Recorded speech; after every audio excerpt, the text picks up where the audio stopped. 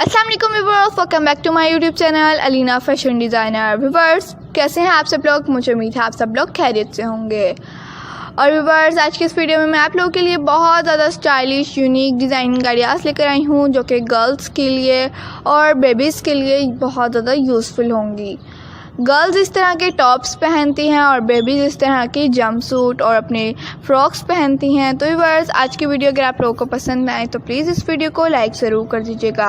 और आप लोगों ने अभी तक हमारे चैनल को सब्सक्राइब नहीं किया हुआ तो प्लीज़ हमारे चैनल को सब्सक्राइब भी ज़रूर कीजिएगा और साथ में दिए गए बेल आइकन को भी ज़रूर प्रेस कीजिएगा। उससे होगा कि आप लोगों को डेली के आने वाली वीडियोज़ का नोटिफिकेशन मिलता रहेगा जो कि हम आप लोगों के लिए डेली की रूटीन पर अपलोड करते हैं।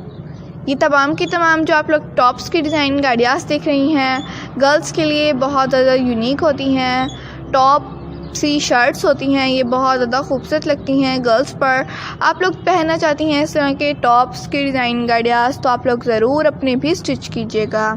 तो व्यूअर्स आप लोगों को इस तरह की डिज़ाइनिंग आइडियाज़ पसंद हैं, पहनने में कंफर्टेबल रहती हैं गर्ल्स इस तरह के टॉप्स को पहनकर, तो आप लोगों को पसंद है तो आप लोग ज़रूर विज़िट कीजिएगा costly.pk का। आप लोगों को इस तरह के टॉप्स और बहुत ज़्यादा यूनिक डिज़ाइनिंग आइडियाज़ बाय करने को, वो भी घर पे बैठे बैठे ईजीली फ्री शिपिंग के साथ मिल जाएंगी। तो व्यूअर्स आप लोग ज़रूर विज़िट कीजिएगा costly.pk का। आप लोगों को बहुत ज़्यादा यूनिक डिज़ाइनिंग आइडियाज़ देखने को मिलेंगी।